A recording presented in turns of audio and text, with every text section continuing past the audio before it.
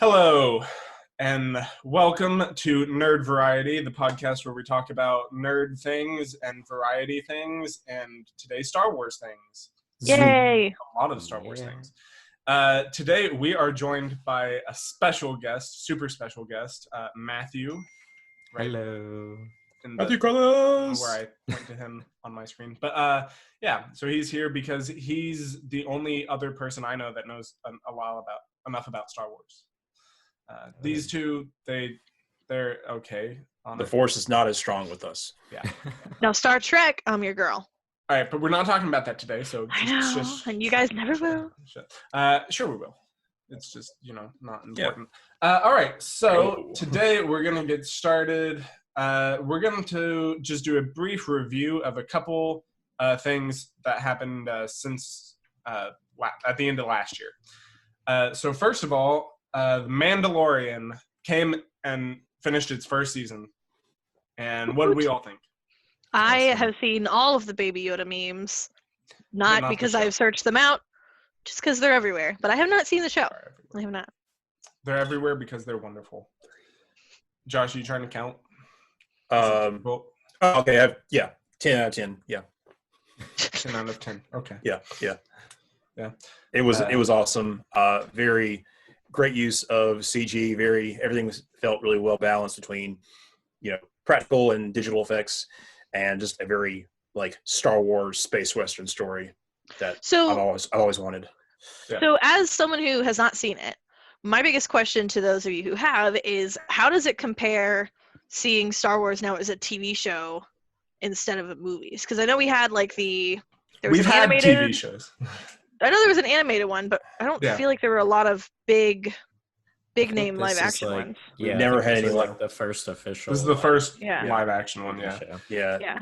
They were planning to do a live action one for a while now, but it just never got off the ground. Yeah, but what'd you say are the primary differences between the TV show format and the movie format? It's a lot more slower paced. You have a lot of time to just kind of sit in the universe. It's not wham, bam, bam, bam action all the time. You get a little bit of that here and there, but then you also get a lot of story, and you get kind of a little slice of life in there as well. But it's not too much. It keeps you in the action. Okay. Because to me it seems and don't get me wrong, I love the movies and I love how action-packed they are, but I feel like slowing it down a little bit in order to make a TV show is kind of what it needs. Yeah. And, that's as someone who has not as much as possible, but as someone who has explored a lot of the extended universe a good bit, I have always kind of felt that this was a thing that needed to be made to really help get the general audiences more invested in it, and it's nice to know that other people are able to get that feeling of the universe to help get a better appreciation for Star Wars, in my opinion. Yeah. Because to me, Star Wars has always been more than just the movies. Yeah, lifestyle. And they had a great untapped resource with after Return of the Jedi. They kind of jumped to when they made the new trilogy. So there was 30 years of things happening in the galaxy. We don't really know what all happened, but Mandalorian, that's a good little cut you're able to get out of it, because most stories like that would take what most stories have been taking place between Revenge and A New Hope. Yeah. Or between what's the Attack of the Clones and Revenge. Yeah. The Clone Wars, of course. Yeah. So obviously this is not this show obviously does not have the length yet of the Clone Wars, which is actually Matthew, has it finished its final season, or is it in its final season? So the Clone Wars, it's finished officially with season 7. It's supposed to come out at the end of February. It's what originally was supposed to come out before Disney bought Star Wars and did away with the Clone Wars. So they finished these episodes, and they're supposed to come out towards the end of the month. and I think it's I'm not too sure how many episodes. I think it's like less than like 10 or 15, but they're like 20-minute episodes, and they're supposed to tell the story leading right up into Revenge of the Sith. So it's kind of cool. You get to see other perspectives of what's going on during that movie, but you not actually tell the whole movie story again. Yeah, and I think that's going to be interesting. I have the hardest time really getting through like the first season mostly of the Clone Wars, just because it's kind of slow. It's kind of slow moving. I know a lot about it. Yeah, I know a lot about it later on. Like I know all the Darth Maul stuff, a lot of that, and I'm excited to get to that. But it's so hard to actually. It's like the first season of like Rebels, or like I haven't even seen Resistance because it doesn't really appeal to me, which is fine. It's Star Wars is for everybody, so like it's more for kids stuff. But like once you get through those first couple seasons, you really kind of get into like the meat and potatoes of Star Wars, and it's really cool to see. Yeah. And, I only bring up Clone Wars because, well, first of all, it's ending. And this, The Mandalorian, to me kind of feels like the live action version of Clone Wars, but in the new trilogy, like in that closer to that timeline, if you kind of get what I mean. Like it's telling the story of like soldiers or bounty hunters, that don't really get the spotlight usually in the movies. And I like that kind of thing. Again, it's really getting to explore the universe and what it's all about, like what the average person in the universe is doing. Or maybe not so like average. But. A lot of people think like with Star Wars, it's all about like the Jedi and like the Sith, and it's like always the good and the bad. But like a lot of the people, like the galaxy's so big in that universe that like some people have never even heard of the Jedi, and it's kind of cool for like within like the stories for them to say, okay, there's not only just the Jedi and the Sith. It's not only just like the light side and the dark side. Like there's different cultures that like have their own versions of what the Force is, and it's really cool to see. Like even though it's the same thing, it's just different applications of how they see it. Yeah, and we're also I'm gonna get back into that near the end of our discussion when we talk about video games. All right. So after talking about the trilogy, the sequel trilogy as well, which also just wrapped up in December, we finished out the Skywalker saga, what it has been dubbed. And, we're just going to talk about that a little bit while we're doing reviews. What did everybody think about The Rise of Skywalker? It was good. Yeah. It was good. I have to say, like, there's a lot of heart in there, a lot of, good tribute to Star Wars as a whole. But it did show that it was a bit disjointed from other movies in the trilogy, and they kind of it was felt a little thin at certain parts, especially how the plot moved along. But I had a lot of fun, especially after rewatching all of them and just being like, okay, this is the end of the saga, and I guess it was a fun ending. Yeah, I definitely would put it in. There's like this special category of movies I have where I'm like, they're not masterpieces, but they're just really fun to watch, right? And you get into them, and the story's engaging, and the characters are fun, and I really feel like it fell into that category. Like there were some really, really good moments, but I feel like in general, like it was just a good time. You had lightsaber battles and things and spaceships, and like it was just everything that you wanted from Star Wars in that aspect. So it wasn't everything I wanted. Well, in terms of like, it was everything I expected. Let me say that. In terms of like, you all of the classic Star Wars things, I felt like were there. Mm-hmm. Yeah. I mean, like for me, I want more from it because, like, it's supposed to be the end of like 40 years of storytelling, but it's like, there's so much pressure to like deliver on it that like I don't think anybody would be truly happy with what they got. Like. For me, like, I don't like the Palpatine thing. I don't like how it gets explained in like the first 5 minutes. It's like somehow he's returned. Like, I'm like, like it's that was weird.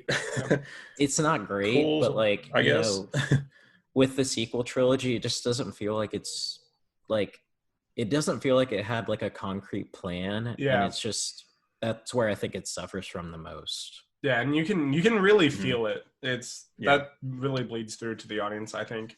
Yeah. Just and I was a big fan of The Last Jedi. I know that one was also a very divisive film. I really liked what they were doing with it, because to me, I liked it because it really did kind of give that feeling of that a lot of the extended universe gets, or the feeling that gives off of that. It's not just about the Jedi and the legacy and everything. It's also about everybody else as well, the whole universe. And I feel like that movie did a good job of that. But then, of course, J.J. Abrams was just like, no, it's about the Jedi. It's about Jedi and legacy and all that stuff. So it was. I guess it was hard. I knew that it was going to be like that in Rise of Skywalker. So it was. There were some unexpected things, but it was a lot of expected things.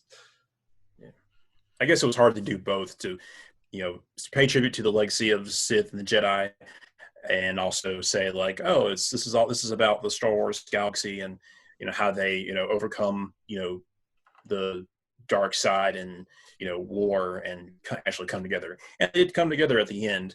I really enjoyed the Luke and Leia, seeing Luke where I did, and seeing all the Leia tributes, because I was a little concerned when watching the movies, like, are they going to pay any homage to her like expanded universe self, like that she trained as a Jedi? And we got to see a little bit of that in The Last Jedi, just a little bit, and then we see more of it in this one here, and I was really glad to see that. Yeah, me too. I I know some people were a little disappointed with, sounded like really disappointed or whatever. Maybe that's not even the right word, but in Last Jedi, with her using the Force to come back to the ship. Why? I think it's just because it looked weird. Yeah, like the way it was done, it like didn't explain it at all. It was just kind of like, Leia's out in space, but she's not dead. She's just flying back towards the spaceship. I mean, it was just kind of very much like. To me, it was like, it was clear to me, like, it's because she's obviously Force sensitive, and she doesn't necessarily use the Force for fighting. She doesn't use it aggressively. She would use it in a life-threatening event. Right. Yeah, but just as someone who's a little bit less familiar with the series, I was very confused.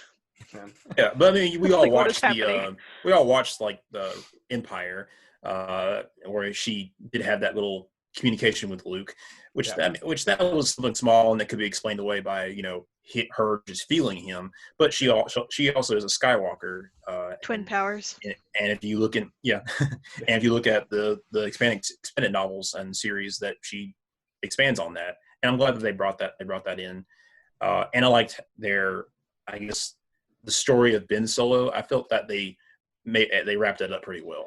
Yeah, I did pretty much like him in this. I like how they ended his storyline for the most part. Like, the exact ending was a bit annoying, where it was back and forth and back and forth. It felt like, and like the Force healing thing. Like, I know it was a thing.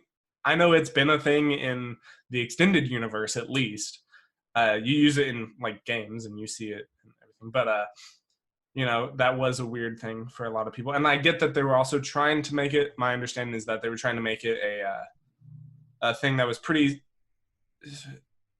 like, it was just kind of hers, or it's not like a general Force ability, because a lot of times now Force abilities are kind of specific to the people, to the users. Yeah, that's something that they've been like trying to like, I guess, push with like the new Star Wars. Is like, certain people who are strong could have like a specific like trait within the Force, and you see that in some of the newer games and stuff.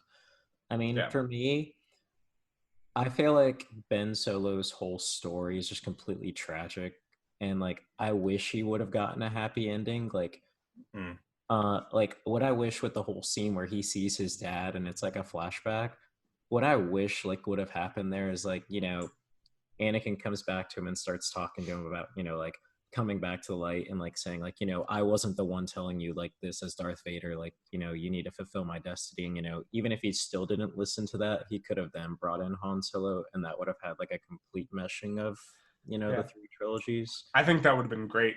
Mm-hmm. I did enjoy, though. I did think it was good what they did with Han Solo, but yeah. But yeah, you know, he was very resistant. I do coming wish back. they had.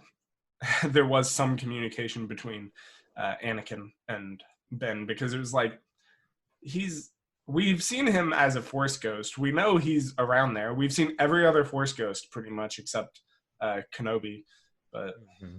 I mean, he's the chosen one. Like, what's he doing? Like, just watching, you know, his family and like being destroyed, and like his like legacy. Like, I'm just curious, like, what was the reason for not having him in there? Yeah. Besides that scene in the beginning where I guess where Sidious is talking to Ben, and he's saying that he's been every voice in the corner of your mind. Yeah. Where he does that, where he goes into James Earl Jones, but then we do hear Anakin at the end speaking restore to the Rey. balance. Yeah. But like, I'm like, why did he only talk to Rey? Like, you know, like you see your grandson following the same path that you were, and he might be closing himself off from the Force, but like, you know, Star Wars is all about family. Like, you do your most to, like, you know, you care for him. That was Luke's whole thing with Vader, is like he loved his father so much, even though he was this horrible person, and it brought him back from the dark side. Like, return the favor. Yeah. And then the Wild Wild West stuff with Sidious coming back and wanting Rey to kill him so he could possess her and have immortality, and so all the Sith could have immortality, and the whole dyad and the Force stuff. I was watching that, and I'm like, cool, all right, cool, okay, that's cool. I did like the scene where Sidious just like uses the Force and like gets their essence, and he's like, oh, how I can stay alive and do all this. I don't need to die. Well, never mind. You guys get on out of here. Yeah. And just I do want to hope they kind of maybe clarify some things with, I don't know. There was a lot of unclarification, a lot of things left unsaid with what's his name? Not Poe.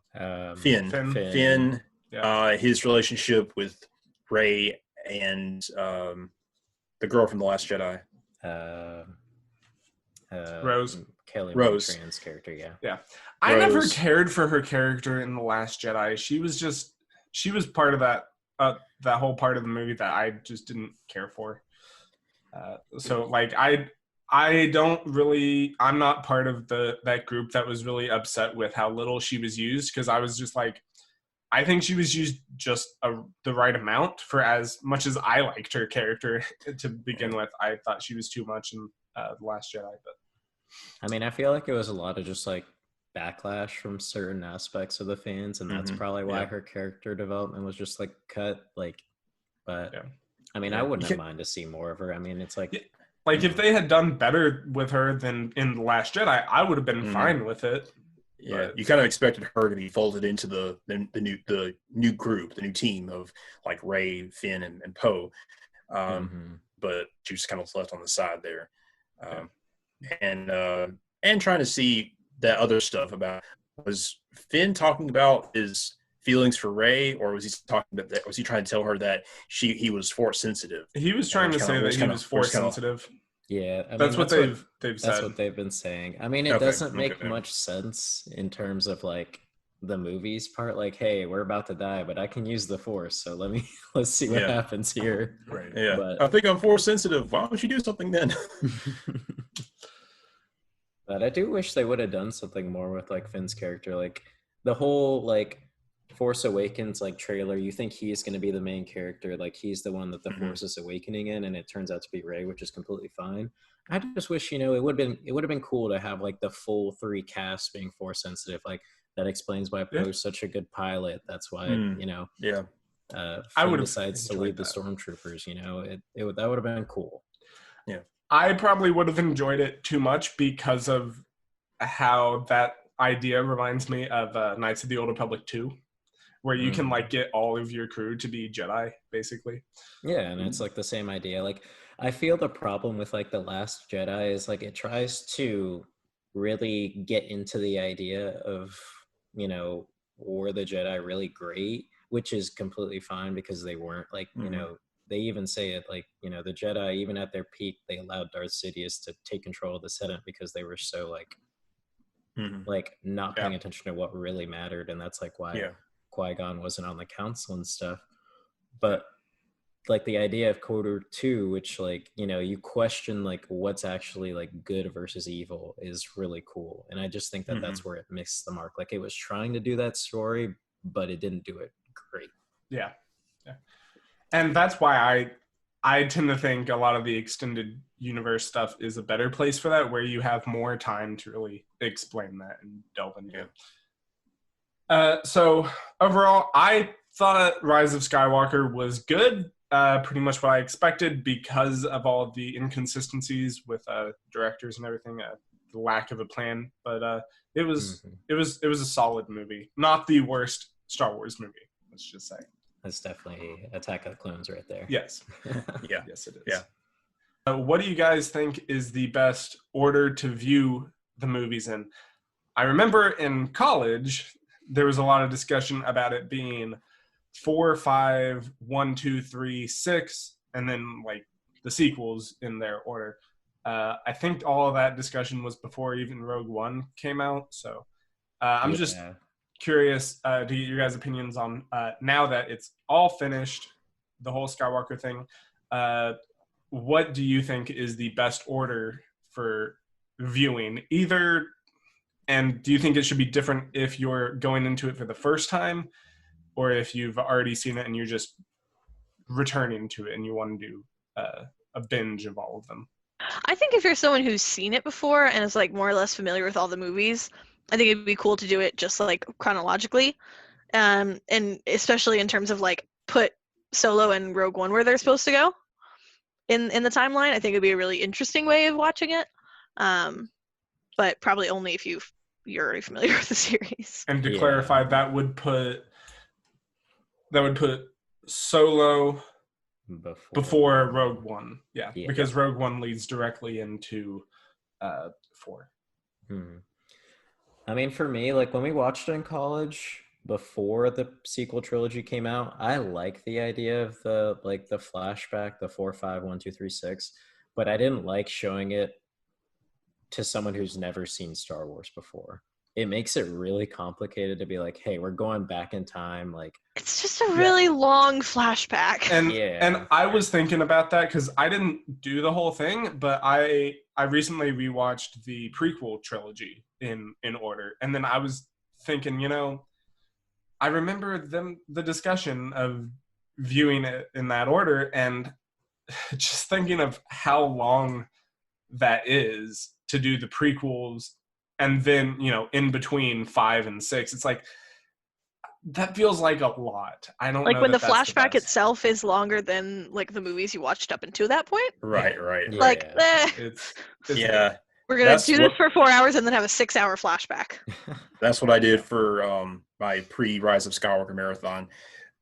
New Hope, Empire, then 3 prequels, and then Solo, Rogue One, and then back to Return of the Jedi to watch, and then watch Force Awakens and The Last Jedi.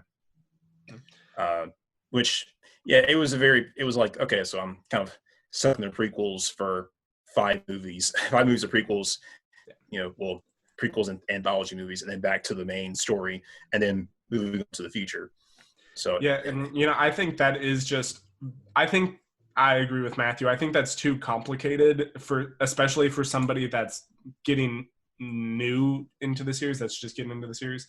Right. I would definitely recommend, if it were me, I would probably recommend just doing it chronologically. But then you don't get the Darth Vader twist. Like if it's for someone who's never seen it and has never heard of the twist, I say release order. Yeah. And I feel like the nice thing about the release order is if you're trying to get someone to enjoy the series, you might want to start with the best movies. Yeah. And I feel like starting someone off with 1 and 2 is likely for them to be like, nah, I don't know about this. Yeah. And I mean, you know, I was thinking about this a few weeks ago now. Start with Rogue One. And I think I made this point to some people. really, I think every trilogy is better in some aspects, in one aspect or another, or at least, than the other trilogies. I mean, So, that's like, fair. True. I think the sequel trilogy is the best acted. I think it has just overall the best acting. Mhm. And obviously the best graphics, but that's kind of unfair just because it's Yeah. newest. I think the original trilogy has the best story. I think just in order and everything, I think it tells the best story. Yeah. And it's Young the most Harrison Ford. consistent, even though it's a little weird. I'm sorry, I'm such a girl. Yeah. Stop. And I do think The I prequels do- have the best world building. Like, yeah, and I was gonna say do. with the prequel trilogy, I think it has the best world building. Just because you really get the sense of the best sense that there's a universe outside of the main characters. Right. The first trilogy was all about Jedi versus Sith and Blowing fate up the of Death Star galaxy. twice. Yeah, the fate of the galaxy rests on this small circle of individuals, and all their cannon fodder. And the sequel trilogy just the big is wars that they had. and the sequel trilogy is just okay. Who was everybody's father and grandfather and mother? Really quick, is there is sequel trilogy and prequel trilogy like the official way of talking about it, or is there something Yes. else? Because I keep getting there's- confused. Well, yeah. That's where I see. That's what I that's see. how all we the see time. it. No, I mean They- I do too, but I have to remember. Because there's that's like on Reddit. There's prequel memes, sequel memes, Mhm. and OT Yeah. memes. the Lucasfilm story group calls it what I don't remember what the prequel trilogy is, but the Galactic trilogy, the original trilogy is the Age of Rebellion. The newest one is the Age of Age of- Resistance. Age of the Republic. That's what it is. Yeah, Age Yeah. of. So that's what they've called it to refer to them. That doesn't help me. So Yeah, I think it's too complicated for the Complicated. general audiences. yeah, Yeah. I mean, We don't it's want to just another call them name for it. Anakin, Luke, Ray. I mean, you could. But that makes then feel you better. see, and that's my big problem with the sequel trilogies overall, or the sequel trilogy overall. They're still clumping it in the Skywalker saga, yet Rey is the main character, and she's not. I don't care what she says at the end. She is not a Skywalker. She's not. She just said she was a Skywalker. She's not a Skywalker. She said that. She's a liar. She had the nod. She's an She got the identity nod from- thief.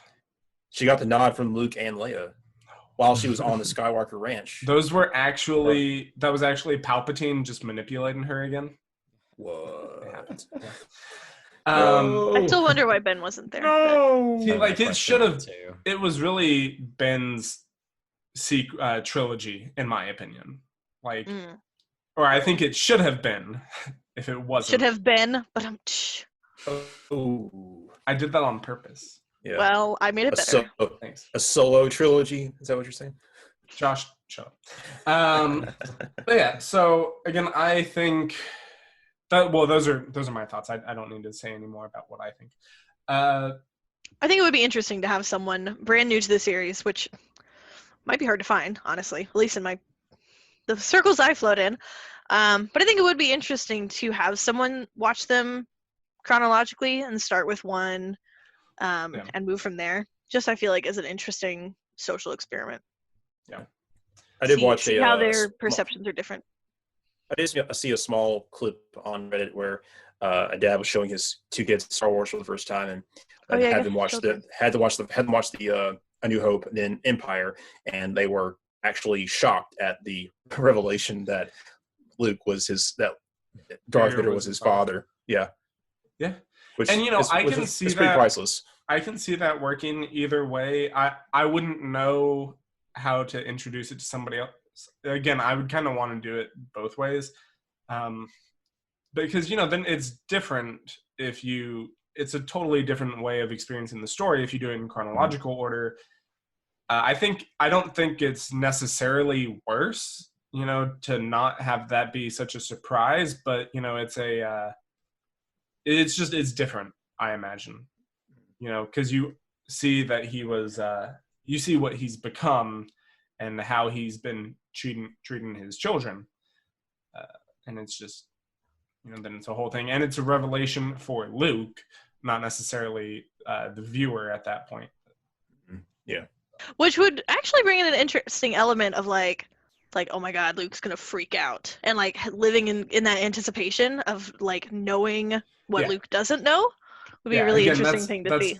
Again, that's a different kind of storytelling, It's I forget what it's. Not invalid, just different. But, I mean, and still cool. Yeah. I just like having the three prequels, the prequel trilogy between Empire and Return, as like you're kind of uncovering all that history that was only alluded to in the first two movies. Yeah. So what? All right, we've talked about generally the Skywalker saga, and we've mentioned Rogue One and Solo a few times. Do you think they should count as part of the Skywalker saga? I think they should, just because they refer to characters within those. I really don't like how they're coming out with the Skywalker saga, the set, and it's like $300 some for the 4K box set, but it doesn't have Rogue One or Solo in it. Really quick, the shade. The Skywalker saga, correct me if I'm wrong, but it's like all 9 movies. Yeah. Yes. Yeah. So I feel like for someone who like pretty much has only seen the movies, it's weird for like, oh, all of these 9 are together, but these 2 are like part of something else. It's like, what else is there? Like, there's nothing else. Yeah. And I know that there is, but just from being the perspective of someone who's only seen the movies, it's weird to like separate them, especially when they fit into the timeline. Yeah. Yes. I mean, and I think I don't think they should be counted because, well, obviously they don't really have to do with any Skywalkers. I might agree with you, but I think my point is more that like it's weird that they're like, we're going to take 9 out of our 11 movies and be like, this is the saga. And then there's like no other saga, right? So but again, that's also, I think that's also part of just, like, I guess what you could World consider War I, the... World War I before World War II happened. I guess that's what you could consider that makes sense. The awkward transition period that's kind of going on now, where it's, right now, these are the 2 movies that are just like totally unrelated to anything, pretty much. They're out of the Skywalker saga. Not super necessary. Yeah. But, again, like it seems that they're, and, as we have seen already with like The Mandalorian, even though it's a TV show, not a movie, but we're seeing that be expanded upon more, that there are other stories to tell in this. So that's why I think they should be separate, and there will just be more to accompany them later on the line. Yeah, and I just feel like it's weird to like start making groups when you only have like, oh, this is the stuff that goes in this group, and then this is the other stuff. Yeah, it is a bit weird. Let's make 2 groups, and then we can start sorting stuff. But that's not what they're doing. And they're going to. I mean, I know we're going to talk about it later, but they're leading into that. But it's like, did they call the MCU Phase 1 when Phase 1 was still happening? Did they? Yes. Beyond, the movies, talking about how there's the Skywalker saga and then like the anthology. They were going to call it like the anthology trilogy, but then they ended up scrapping, I think, the Obi-Wan Kenobi one. Or no, it was the Boba Fett one they scrapped. Yeah, Boba Fett. Boba Fett. And then, so there's that, but for a lot longer than that sort of extended universe, there has been the books that have made up the bulk of the Star Wars EU. And I know Hannah is not really familiar with that at all. Josh, are you familiar with any of that? I recall in my younger days reading some of the expanded universe, which is now Legacy, according to Disney. But I do remember reading about Caden and Jason Solo. Yeah. Jace. Was it Jason? I think it was Jason, Caden. Jason and Jaina. It's been a long time. Oh, okay. But I remember reading a lot about their back and forth being twins and one going to the dark side. And were those Luke's kids? They were Solos. Yeah. That was a weird thing to me because I do remember reading about those, like their children and everything, and then coming to the sequel trilogy, it being totally different. I was a little like, okay. Yeah. Okay. And there were some other things where they paid homage to the some more of the trilogy where Darth Vader, or sorry, Anakin, excuse me, came back as a Force ghost and tried to, I guess, make amends with Leia. Some other things, and we're seeing that how Obi-Wan, finally, like, I guess, gave up the ghost, as in he, released himself into the Force. He gave himself over to the Force entirely, so he wasn't a Force ghost anymore. Yeah, just little things like that. Well, and I one thing I read about a lot of the books more than I read the books, but I do remember reading about the whole thing with Palpatine coming back and like possessing. I think he possessed like Luke for a while. And yeah, there was something about that, and like, well, there's like a couple different things. Like there's like Palpatine clones, Luke turning to the dark side, becoming like, I think it was Palpatine's student or something like that, just so he can destroy him. And then there was another thing where like Palpatine was trying to like get into like, I guess, Leia's womb because she was pregnant with one of the children. And it was weird. Yeah. And so, I mean, I think, all right. I remember thinking when the sequels were coming out that they did, it felt like they kind of moved some of that in. Like, obviously that stuff seemed to be a bit too weird for them, but you can kind of see maybe some of those ideas crossed over, like, especially probably more in Rise of Skywalker than anywhere else, but especially how like Palpatine had his influence over Kylo Ren, and how he essentially came back from the dead. He had the clones, as we saw, that were Snoke, all that, and so I think they did bring some of those ideas loosely over, and I know there were a lot of books. Matthew, you said earlier that you're reading or rereading the original Thrawn trilogy. Yeah, so basically before the prequels and before the sequels, like basically before like anything past 99, Timothy Zahn created this trilogy called the Thrawn series, and that at the time was considered the true like sequel trilogy, and it like goes after, it's about like 5 years after Return of the Jedi, so like in current timeline it'd be like during the Mandalorian's timeline. So it's cool story. I haven't really finished it, but I do know what happens. I just wanted to read it for myself to see what I did like and what I didn't like. And there are some parts in the first book where you really get to like, you're like reading what Luke's thoughts are, and like how he's like unsure of himself about training the next generation of Jedi, because at the time in the book, Leia's pregnant with the twins, and that kind of leads into like one of the plot points of, the bad guys want the kids, of course, to raise little evil Jedi. And that was Luke and Leia's kids, right? They got real into the incest afterwards. No. I mean, they started off with it in the movies. I figured they just, well, George they wanted to keep Lucas they wanted to keep the bloodline pure. That's what it was. Oh, this isn't Harry Potter. Calm down. It's Disney. Wait, Disney doesn't own. Never mind. No, they don't. Not yet. I was gonna say not yet. Not yet. Give it time. But no, have you? I know they redid the or I can't remember if I think they've wrapped up the new Thrawn trilogy, right? Because they've finished the third book. I know they're making more of them, and I think the fourth book, I think it's like its own set of it's its own trilogy, will come out in November. Oh, okay. Yeah, because I remember seeing about those, and I've been interested in reading the Thrawn trilogy. I never got around to it. I'm really bad when it comes to books, and I knew that this new trilogy was actually tied into the lore. It's now canon with Disney, so I'm thinking about picking them up at some point. I don't know when that will be, if I actually ever get around to it. But yeah, and he's a Chiss, right?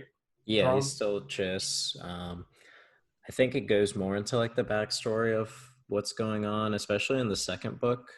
There's like a cool little, well, it's like part of the book where it's like part of it is in the present and then part of it is in the past, like during the Clone Wars. And Thrawn actually meets Anakin Skywalker, and now he's like working with Darth Vader. And you know, the thought of the book is like, does Thrawn know that Anakin is Darth the same Vader? person? It's interesting. Yeah, I may need to get into that. So do we think any of these are worth reading now? Like, I'm sure the legacy books are still, I'm sure they're still fun, but would you recommend them to somebody that's, I mean, if they want to get into Star Wars and they don't really care where like the source material, like if it doesn't line up, like, you know, with like Marvel and stuff like that, they always reboot stuff. Like there's always 1,000 different origin stories. Like if you don't care about that stuff, then sure. I mean, it's, you know, at the end of the day, it's what you enjoy. That's what Star Wars is all about. So it's like, you know, just because it's a different timeline doesn't mean you have to just throw it out the window, because they're constantly taking stuff back from Legends and putting it into the canon universe. Yeah. Treat yourself. Well, and the comics are canon, right? Yeah, they're all of them, or most of them. All of them are. The one thing I don't like, I'm not a comic book reader. I've always been like a visual person, and like it just like a visual book just doesn't work for me. So I've never been a big fan of comics, but the Star Wars comics the past couple of years have been insane in terms of content, like especially like the rebooted Star Wars issue that just came out maybe a couple days ago. It's getting into like what happens after Empire Strikes Back, and it's pretty cool. Yeah, I can't remember exactly what it is now, but I remember hearing about something recent. I don't remember if it was that recent, but something recent about they went more in depth on a really important part. Again, I don't remember exactly, which makes this a really terrible story to tell. But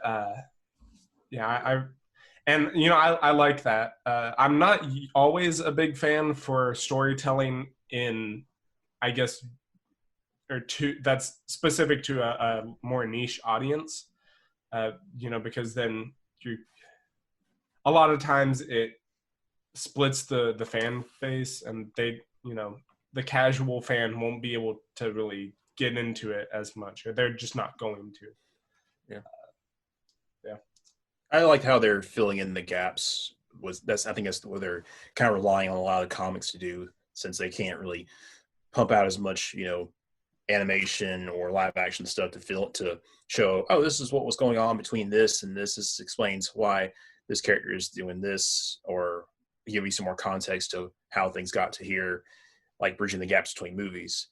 And I do like seeing comics take up that role, especially with I've seen a lot of screenshots of a comic that shows Darth Vader's side of the story that you don't see in New Hope, like him going down Tatooine, him remembering his old life.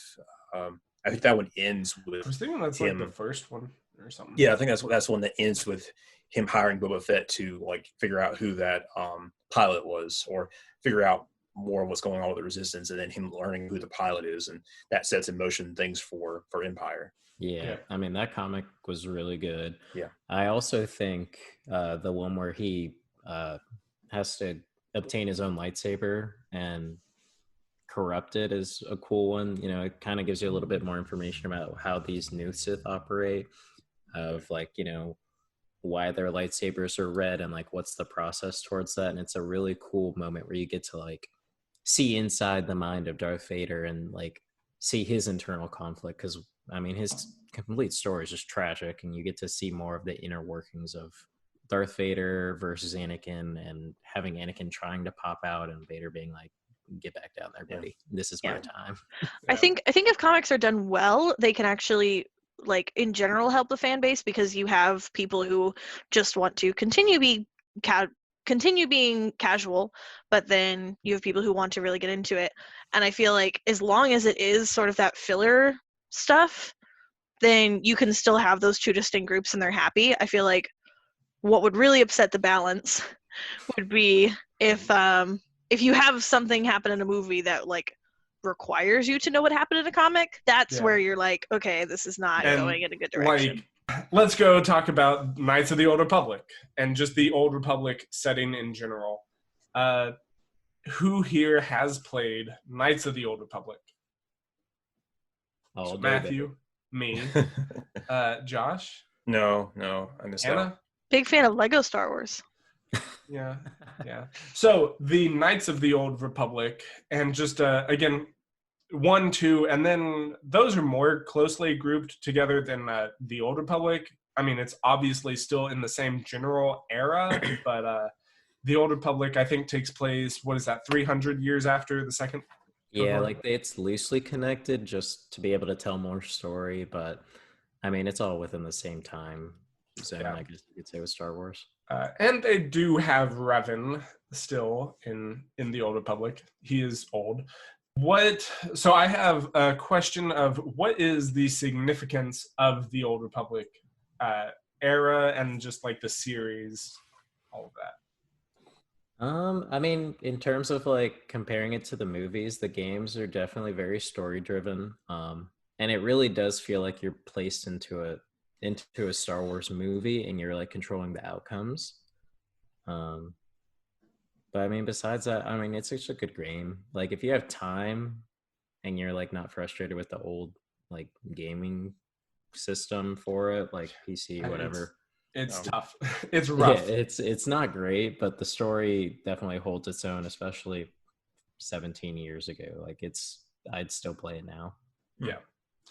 I imagine it falls in the same category as a TV show where being able to have a slower pace lets you feel stuff out more. Yeah, definitely. And, I really enjoy it for a number of reasons. You do get to learn more about just the world, like you learn more about a lot of the races. So, you may see a lot of these different alien races in the movies and not have any idea of what they are. You really get to learn a little more about them and their cultures in the games. And also just like some of the, like, not necessarily origins of the Jedi and Sith, but definitely some of the older traditions. Figures, yeah, like where they go to collect their crystals, how they build their lightsabers. Usually, from what I remember, I don't remember if I've missed something, but how it usually goes is that the Jedi, as part of their training, have to go and build their own lightsaber. So they like find their crystals, do a whole meditation thing, and they actually construct their own lightsaber to finish their training. Yeah. And whereas with the Sith, it's also pretty reflective of them and their culture, is they usually get their lightsabers by killing a master or somebody else that already has a lightsaber, and they take theirs. Or it's passed down to them by their master. One thing that I do think is cool from the games is like, it's in the second game, there's like, it's after, the main events of the first game, is you talk to one of the settlers on one of the planets where an old Jedi temple used to be, and they basically consider the Jedi and the Sith to be the same thing. It's, it's cool to see, like, we know what the Jedi and the Sith are, one's good, one's bad, but to like people in the galaxy, it's all the same stuff. They both have their own issues, and they are like, the Jedi are considered peacekeepers, but sometimes they just don't act. And that's like one of the main issues from the first game is how, Revan and Malak turn to the dark side and become the enemies of the game. Yeah. And again, there is also what I love about the Old Republic setting is you do get a lot more of the lines get a little more blurred, more blurred. So it's like, the Jedi they're not necessarily so much seen as the good guys. Like they're shady. They do some shady stuff. And they're doing really what's in their best interest, mostly. And the Jedi, I mean, the Sith, they're not really any better. They're after power. They're a little more self-centered. the biggest difference that I can say is the Sith care more about personal power, individual power, and the Jedi care more about power amongst themselves. Like they want to share the power and the control. They may say it's like to keep others safe and everything, but they're still the ones that feel they need to be in control and have a lot of that power. And that definitely also comes in the Old Republic. It kind of has to, just from a gameplay perspective. That it's you can play as either side, and you have this whole world built around them. And it's a BioWare game, so you make your choices, and you can even be like a Sith Lord, but be good and choose not to kill a lot of people unnecessarily. And you can basically be a light side Sith or a dark side Jedi. Or a gray Jedi. You can't really be a gray Jedi, unfortunately. The game makes it hard to do that. Oh.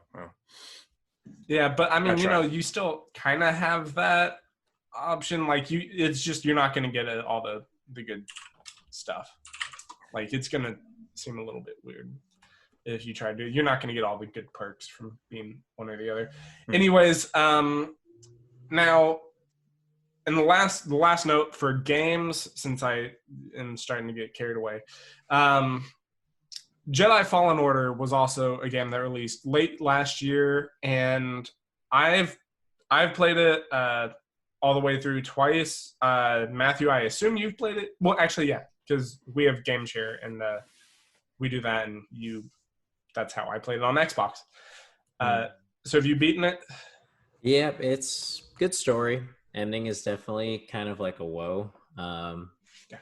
It's a good story. You get to see what happens to someone rediscovering the Force after kind of closing themselves off to it. And then from a gameplay perspective, it makes sense. I'm just interested to see what they do with the sequel because, you know what's coming. So we'll just see what happens there. And, I was really happy that, as we had mentioned earlier, there's like the Force exists in a lot of different ways, and, different cultures use it differently. You do see, I'm blanking on her name right now. I think it starts with an M, though, although I could be confusing her with the character from KOTOR 2.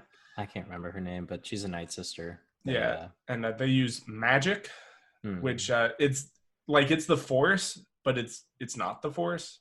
So it's like it's like a weird version of the Force. Like they have to it's kind of like how the Sith have in the TV show they have dark side rituals and stuff like that. It's kind of cool.